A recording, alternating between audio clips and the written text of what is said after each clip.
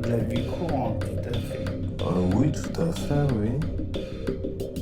Donc, sur mon lieu de travail, j'ai déjà rencontré des propos peut-être indirectement, mais qui, au final, étaient liés à des propos sexistes. Ouais, des propos sexistes, oui. Intérieurement, ben, je me suis quand même senti un peu en contradiction avec ce qui s'est passé. Mais comme je pouvais pas non plus, c'est un discours qu'on peut pas non plus trop dire à voix haute devant tout le monde, parce que des fois, il y a des gens qui ont leur point de vue, et pour pas créer de conflit. Donc je me suis quand même mis en retrait, mais quand même avec un certain débat au fond de moi, en me disant que c'était quand même injuste par rapport à l'action que je venais de voir par rapport sexiste d'un homme vis-à-vis d'une femme. Pour pas rentrer dans un grand débat, comme chaque personne a droit à la parole, et on peut pas rentrer en conflit avec tout le monde, mais c'est vrai que c'est un débat qui intérieurement m'a interpellé. Sur mon lieu de travail, par exemple, j'ai déjà rencontré, par exemple, nous, comme on est amené à entrer dans les trains des fois pour décrocher les trains, et donc il y a une femme qui est, comment dire, qui est attribuée à ce poste-là.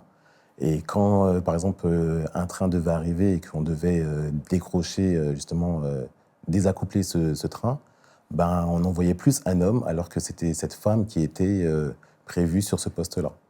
Donc c'est vrai que là, indirectement, on voit qu'on met l'homme en avant, alors que la femme pourrait très bien faire exactement la même tâche. C'est son Elle est métier. formée, elle est entrée sur ce poste-là en tant qu'agent exécutoire, je sais pas comment on dit.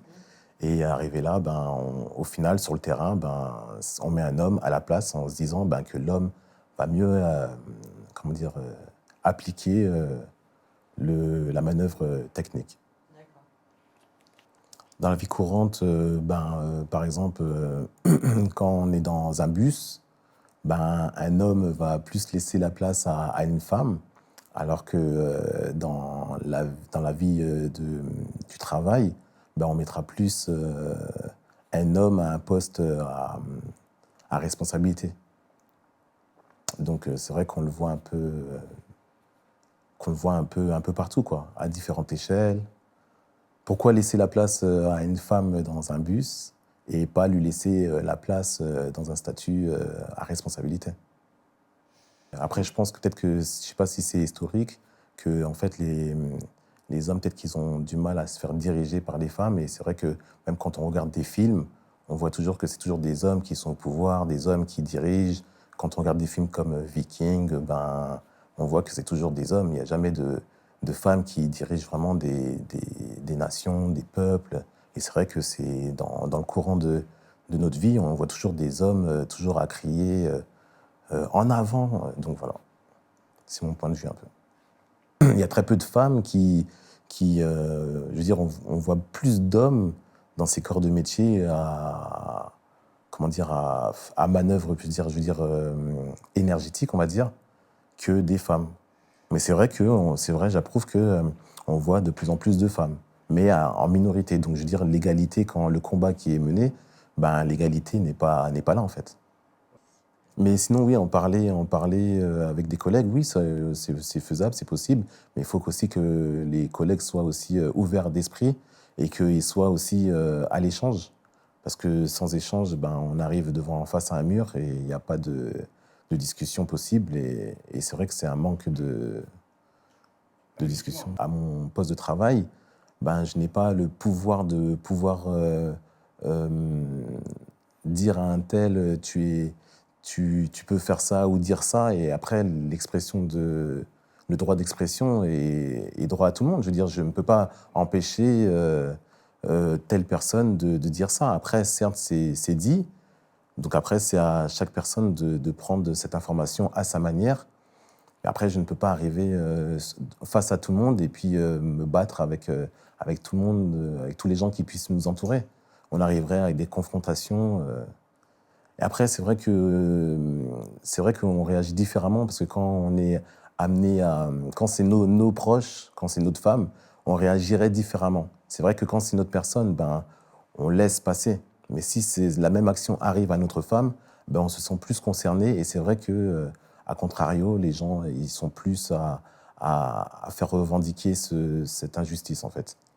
On va plus privilégier des gens qui sont dans notre entourage, sa femme, ses enfants, que des gens qui sont lambda, on va dire.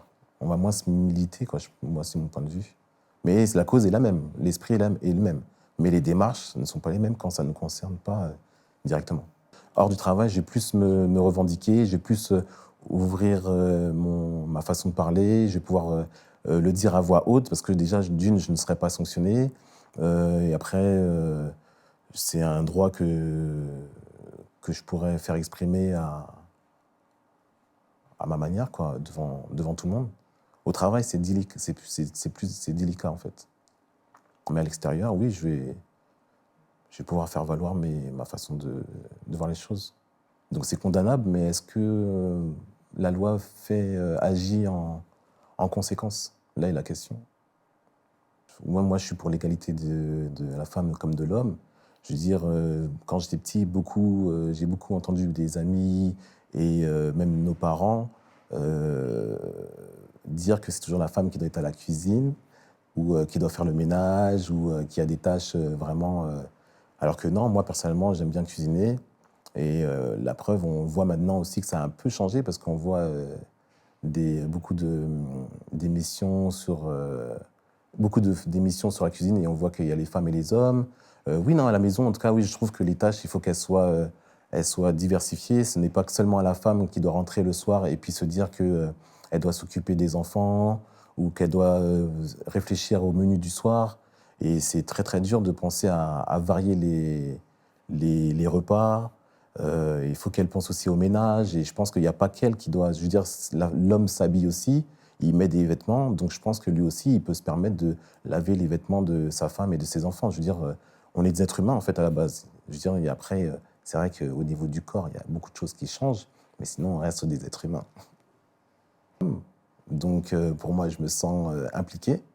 Et ça aurait été malheureux que ces femmes-là, elles ont leurs droits, quoi. Il faut pas je veux dire, ça aurait été malheureux de les discriminer, je veux dire.